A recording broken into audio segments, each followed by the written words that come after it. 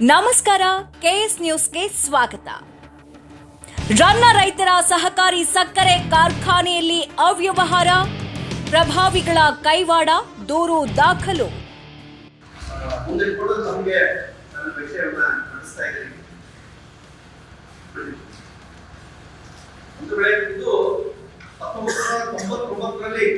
ಸಹಕಾರಿ ಕಾರ್ಖಾನೆ ಸ್ಥಾಪನೆ ಆಗಿತ್ತು. ಸಾಕಷ್ಟು ಸತಿ ನಾವು ಮುಂದೆ ಒಂದು ಇದ್ರ ವಿಷಯಕ್ಕೆ ನಾವು ಮಾತಾಡಿದ್ವಿ. ಇದೆ ಬಾಗಲಕೋಟ ಜಿಲ್ಲೆಯೊಳಗ ಸಹಕಾರಿ ರಂಗದೊಳಗ ಏಕೈಕ ಸಕ್ಕರೆ ಫ್ಯಾಕ್ಟರಿ ಅಂತಂದ್ರೆ ನನ್ನ ಸಹಕಾರಿ ಸಕ್ಕರೆ ಕಾರ್ಖಾನೆ. ಅದು ಸುಮಾರು 311 ಕೋಟಿ ರೂಪಾಯಿಗಳ ಲಾಸ್ ನಡೆದಾಗ ಇನ್ನು ಮುಂದಾದ ಬೆಳೆಗಿಲ್ಲ ಅಂತ ಮನಗಂಡು ಕರ್ನಾಟಕ ಸರ್ಕಾರ ಅದನ್ನ ಲೀಸ್ ಆಧಾರದ ಮೇಲೆ ಯಾವ ಖಾಸಗಿಯವರಿಗೆ ಕೊಡಬೇಕು ಅಂತ ಹೇಳಿ ಒಂದು ನಿರ್ಣಯ ಮಾಡಿದೆ. ಆ ನಿರ್ಣಯ ಮಾಡಿದ ಮೇಲೆ ಆ ಟೆಂಡರ್ ಪ್ರಕ್ರಿಯೆ ಶುರು ಆದಾಗ ಮೊದಲನೇದಾಗಿ ನಿರಾಣಿ ಶುಗರ್ಸ್ ಇವರು 345 ಕೋಟಿ ರೂಪಾಯಿಗೆ ಅದನ್ನ ಬಿಡ್ ಮಾಡಿದ್ದಾರೆ. ಬಿಡ್ ಮಾಡಿದಾಗ ಆ ಮೊತ್ತ ಈ ಸಾಲ ತಿರುವಳಿ ಯೋಜನೆ ಒಳಗೆ ಏನಿಲ್ಲ ಆ ಮೊತ್ತ ಸಾಕಾಗುವುದಿಲ್ಲ ಅಂತ ಹೇಳಿ ಮನಗಂಡು ಕರ್ನಾಟಕ ರಾಜ್ಯ ಸರ್ಕಾರ ಆ ಬಿಡ್ ಅನ್ನ ತಿರಸ್ಕಾರ ಮಾಡಿದೆ. ತದನಂತರದೊಳಗ ಗಿರಿಜಾ ಇಂಟೆಕ್ಸ್ ಪ್ರೈವೇಟ್ ಲಿಮಿಟೆಡ್ ಅಂತ ಹೇಳಿ ಇನ್ನೊಂದು ಸಂಸ್ಥೆ ಇನ್ನೊಂದು ಸತಿ ಬಿಡ್ ಮಾಡಿದ್ರು. ಆ ಬಿಡ್ ಮಾಡಿದಾಗ ಅವರು 320 ಕೋಟಿ ರೂಪಾಯಿ ಮೊತ್ತಕ್ಕೆ ಬಿಡ್ ಮಾಡಿದ್ರು.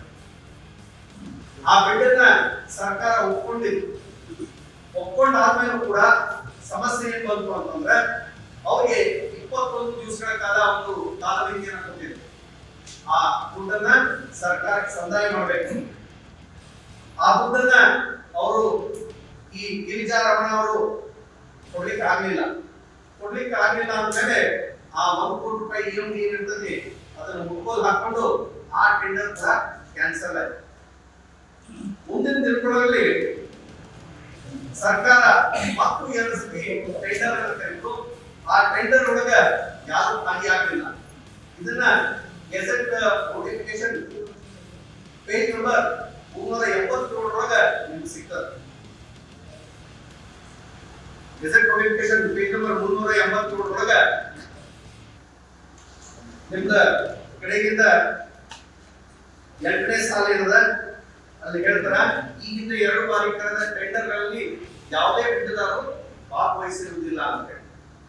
ಅಂದ್ರೆ ಆ ಕಾರ್ಖಾನೆಯ ಪರಿಸ್ಥಿತಿ ಇಂತ ದೈನಿಕ ಪರಿಸ್ಥಿತಿ ಆಯ್ತು ಅಂತಂದ್ರೆ ಯಾರು ಬಿಡ್ದಾರ ಬರಲಿಲ್ಲ ಅಂದಾಗ ಈಗ ಸಮಸ್ಯೆ ಏನಾಗ್ತದೆ ಅಂತಂದ್ರೆ 311 ಕೋಟಿ ರೂಪಾಯಿ ಸಾಲ ಸಂಸ್ಥೆ ಮೇಲೆ ಅಂದ್ರ 19,000 ಷೇರುದಾರ ಏನಿದ್ದೀವಿ ನಮ್ಮ ಮೇಲೆ ಅವ್ರ ಸಾಲ ಇದೆ.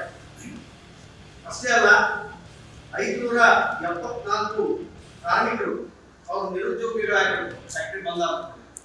ಇನ್ನು ಮುಂದೆ ಹೆಂಗಪ್ಪ ಅಂತೇಳಿ ಒಂದು ದೊಡ್ಡ ಸಮಸ್ಯೆ ಆದಾಗ ಕೆಲವೊಬ್ಬ ರೈತ ಮುಖಂಡರು, ಷೇರುದಾರರು, ಕಾರ್ಮಿಕರು ಎಲ್ಲರೂ ನಾವು ಹೋಗಿ SR ಪಾಟೀಲ್ ನಾವು ರಿಕ್ವೆಸ್ಟ್ ಮಾಡ್ತೀವಿ ಈ ಬಿಡ್ ಒಳಗೆ ನೀವು ಪಾರ್ಟಿಸಿಪೇಟ್ ಮಾಡಬೇಕು. ಯಾಕಂದ್ರೆ ಯಾರು ಮುಂದೆ ಬರ್ತಾ ಇಲ್ಲ.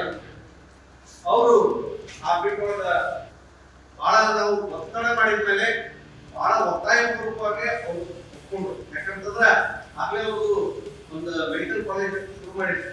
ದೊಡ್ಡ ಜನರೇಟ್ ಬೇಡ ಅಂತ ಹೇಳಿ. ಆದ್ರೆ ನಮ್ಮ ಒತ್ತಾಯಕ್ಕೆ ನಾನು ಒಬ್ಬನೇ ಇಟ್ಕೊಂಡಿಲ್ಲ, ನಮ್ಮ ಸಮಸ್ತ ರೈತ ಬಾಂಧವರು ಮತ್ತೆ ಕಾರ್ಮಿಕರು ಎಲ್ಲರೂ ಕೂಡ ಬಹಳ ಹೋಗಿ ರಿಕ್ವೆಸ್ಟ್ ಮಾಡಿದಾಗ ಅವ್ರ ಬಿಡ್ಗೆ ಒಪ್ಕೊಂಡ್ರು. ಆ ಬಿಡ್ ಅನ್ನ ಅವರು 108 ಕೋಟಿ ಬಿಡ್ ಮಾಡಿದ್ಮೇಲೆ ಅದಕ್ಕೇನಾಗ್ತದೆ ಅಂದ್ರೆ ಒಂದು ಟೆಕ್ನಿಕಲ್ ಬಿಡ್ ಅಂತ ಒಂದು ಫೈನಾನ್ಷಿಯಲ್ ಬಿಡ್ ಅಂತ. ಟೆಕ್ನಿಕಲ್ ಬಿಡ್ ಪಾಸ್ ಆದ್ಮೇಲೆ ಫೈನಾನ್ಷಿಯಲ್ ಬಿಡ್ ಬಂದಾಗ ಹೊಸ ಸುದ್ದಿಗಳಿಗಾಗಿ ಈಗಲೇ ಸಬ್ಸ್ಕ್ರೈಬ್ ಮಾಡಿ ಕೆಎಸ್ ನ್ಯೂಸ್ ಮುಧೋಳ.